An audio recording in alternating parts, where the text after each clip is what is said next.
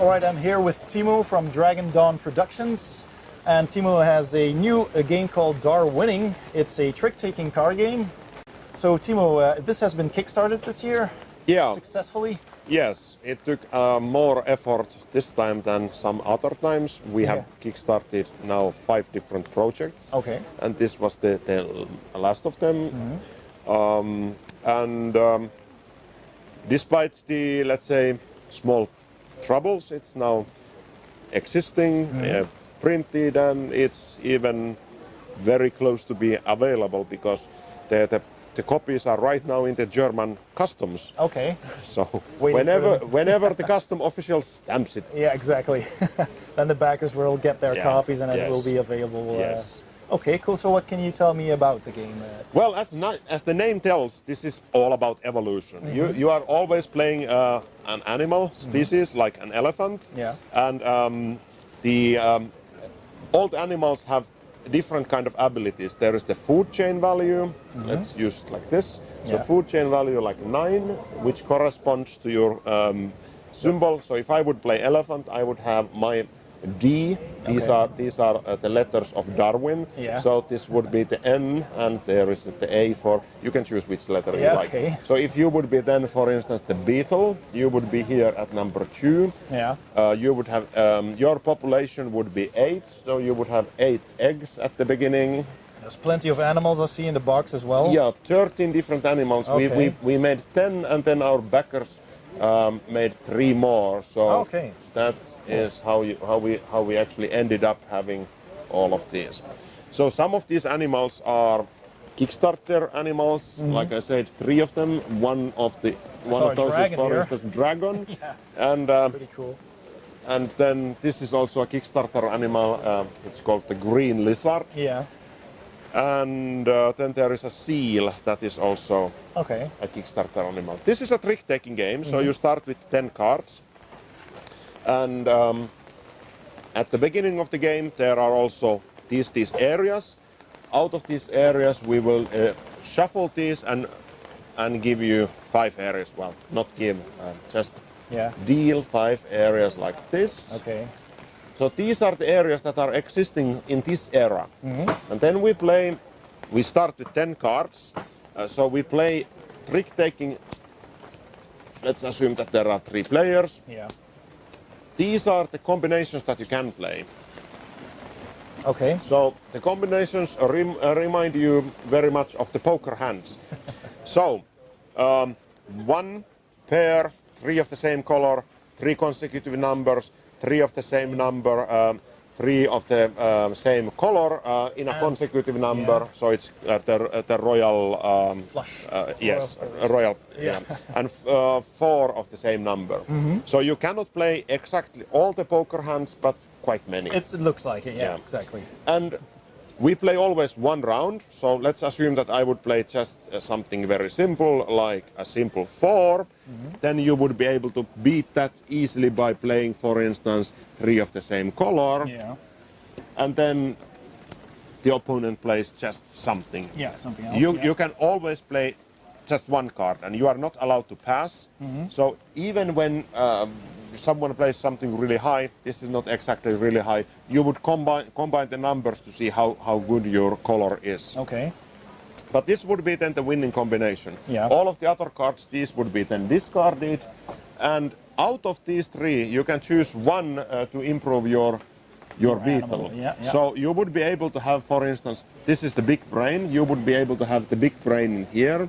You would be able to move to Arctic, which would mean that it goes here. All right. Okay. You would be able to have 1 more beetle.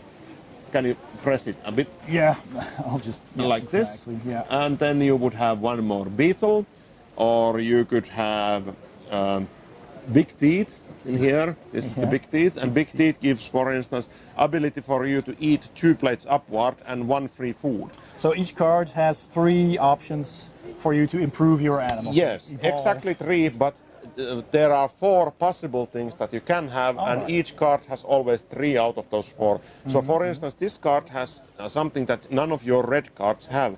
This has plates. So this would be able to be played on top here. So this would mean that you would be able to move upward in the food chain. In the food chain. +2 would actually be really handy for you. It would allow you to go +2, and because you are under 5, you get 1 free, so you jump over. Oh, okay. So if these are really closely related like this, and you are here, you jump all the way. All right. So that means that the changes in the food chain can be very drastic in a short while. And you can always eat whatever is below you in the food chain. So being the top predator of the food chain is really handy, even though right now it's an elephant. So my elephant would not be able to eat your bugs because you have hard shell. Okay. How to beat the hard shell? Well, a card for that as well, of course. There is a card for that too. There is the tools. So you could have a can opener. So if your elephants would know how to use tools, then they would be able to use can opener for cracking the shell, of the beetle. So for all of these cards, they always have nice options on what you can do. But it's a bit tricky always that you need to consider that you want to win all of the rounds except the last one. When someone runs out of the cards, then the winner doesn't get to play anything, but everyone else gets to play 1 card. All right. Because that's like a balancing mechanism. So that if you have really crappy cards, this still allows you to have some kind of improvements into your species. Exactly. And in the end, what happens when the cards run out, you need to compare what are the areas and how well you are positioned in the food chain. How can you feed your population? So for instance, in the elephant's case, there is no highlands. There is swamp. I get 1 food from the swamp. And there is no savanna. So there would be 1 hungry elephant. So I would need to eat some animal below me, which is not having hard shell, which is not poisonous, which is not communicating, which is basically available to be eaten. Yeah, exactly. Or if I can't feed my population, 1 of my population dies. Never more than 1, just 1 of your population dies.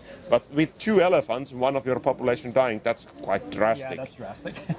When you have 8 beetles, it's less drastic, but it's still nevertheless something that will happen.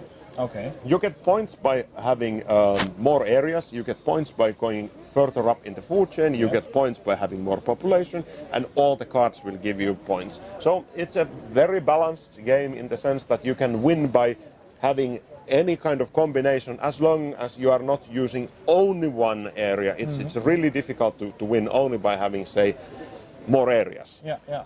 So that's pretty clever. It's kind of like an engine building game where you improve your animal in this case by winning tricks. Yes. Yeah, so that's a nice combination of 2 mechanics into 1 game. That's clever. And typically this is played by people who are, let's say, 8 or 9 and upwards. Because as you can see, there is only the name of the card. Yeah, so it's language independent. Yes. There's just icons. The box includes rules in German and English, but we have PDF rules in many other languages, including French and Czech and Spanish and Portuguese and Finnish and all sorts of languages. Okay, cool. Well, thank you very much for that explanation. Yeah. And good luck with your game. Thank you. If you enjoyed this video, please hit the like button below and don't forget to subscribe for more videos. Thanks for watching and see you next time on Board Game Heaven.